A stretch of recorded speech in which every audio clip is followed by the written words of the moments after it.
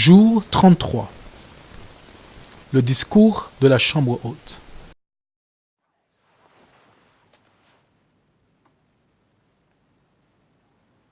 Le plus grand parmi vous doit être comme le plus petit.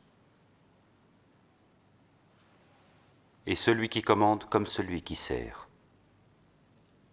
Car qui est le plus grand? Celui qui est à table ou celui qui sert? Celui qui est à table, n'est-ce pas? Or, je suis au milieu de vous comme un serviteur. Vous avez persévéré avec moi dans mes épreuves. C'est pourquoi je vous confie le royaume, comme mon Père me l'a confié. Vous mangerez et vous boirez à ma table dans mon royaume. Et vous siégerez sur des trônes pour gouverner les 12 tribus d'Israël. Il n'y a donc pas de traître. Simon, écoute. Satan vous réclame pour vous éprouver tous, pour séparer le bon du mauvais, tel le fermier qui sépare le grain de la paille. Mais j'ai prié, Simon, pour que ta foi ne défaille pas. Et quand tu seras revenu à moi, affermis tes frères. Maître, avec toi je suis prêt à aller en prison, et même à la mort. Je te le dis, Pierre, le coq ne chantera pas aujourd'hui que tu n'aies par 3 fois nié me connaître.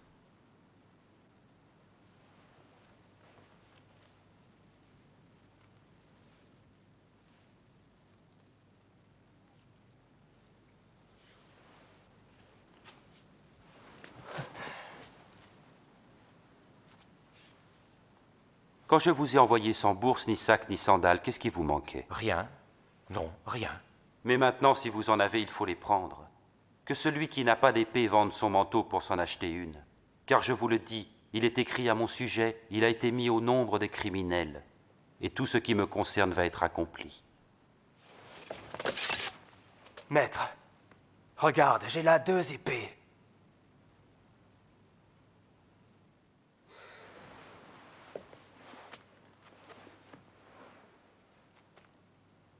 Ça suffit. Qui est le plus grand? Qui est le maître dans le royaume de Dieu? Quelle est la tâche essentielle d'un leader dans le royaume de Dieu? Comment puis-je répondre au standard de Jésus lorsqu'il parle de grandeur dans son royaume?